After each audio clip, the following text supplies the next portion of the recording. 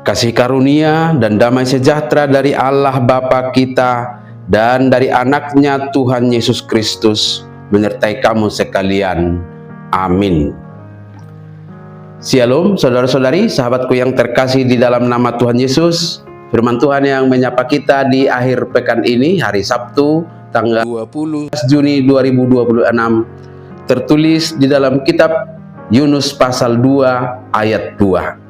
Dan ada baiknya saya akan membacakan mulai dari ayat 1. Mari sahabatku, kita simak dan renungkan firman Tuhan yang menjadi kekuatan dan inspirasi untuk menjalani hari ini. Demikian, berdoalah Yunus kepada Tuhan Allahnya dari dalam perut ikan itu. Katanya, dalam kesusahanku aku berseru kepada Tuhan, dan Ia menjawab aku. Dari tengah-tengah dunia orang mati aku berteriak, dan Kau dengarkan suaraku. Dungi martangi yang masih jona tu Jehovah de batana sia butuhani ihani. Jala di dokma, jauh-jauh doau sian hago gotaki tu Jehovah, gabe dialusi ibana ahu. Sian butuhani perbiguan ahu mangangguhi, di tangihon hodo suaraki. Demikian firman Tuhan. Sahabat renungan harian, saudara-saudariku di dalam nama Tuhan Yesus, Yunus sedang berada di titik terendah hidupnya ketika dia berada di dalam perut ikan besar, yang digambarkannya itu seperti berada di tengah-tengah dunia orang mati. Karena dalam pemahaman logika sudah tidak mungkin keluar lagi. Kita tahu Yunus akhirnya ditelan ikan besar justru karena egonya sendiri yang lebih memilih melarikan diri dari panggilan Tuhan. Dan ini menjadi gambaran yang bisa saja akan kita alami ketika kita lebih memilih memenuhi keinginan dan kenyamanan kita daripada memenuhi panggilan Tuhan. Penolakan pada panggilan Tuhan itu bisa saja terjadi dalam hidup kita lewat pengabaian kita kepada nilai-nilai kebenaran, ketidakpedulian kita kepada sesama, dan nilai-nilai baik yang mungkin saja kita hindari dengan upaya untuk mencari nyaman. Dengan mengabaikan itu, kita berharap akan hidup nyaman dan jauh dari masalah. Tetapi justru itulah awal dari kesesakan yang akan kita alami. Maka salah satu dari pesan tersirat dari firman Tuhan hari ini adalah pentingnya sebuah ketaatan dalam diri kita sebagai anak-anak Tuhan.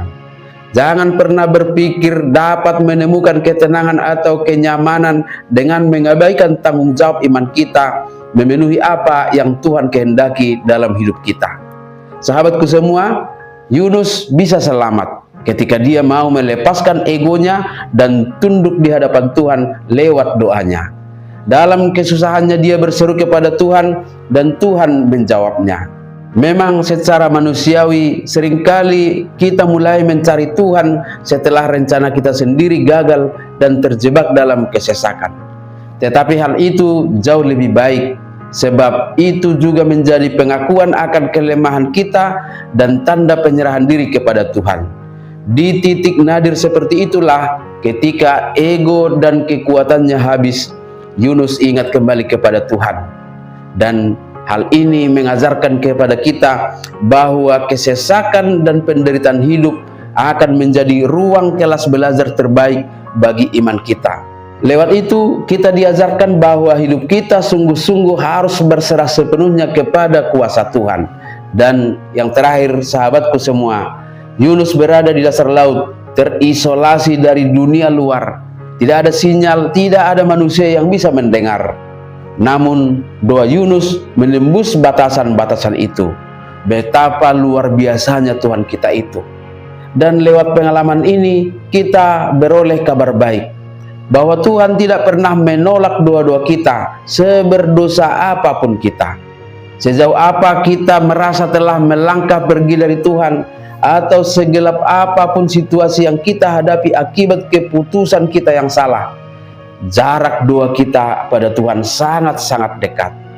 Jadi jangan pernah berhenti berdoa memohon kemurahannya, sebab Tuhan kita hanya sejauh doa. Amin. Selamat berakhir pekan, selamat beraktivitas, Tuhan memberkati.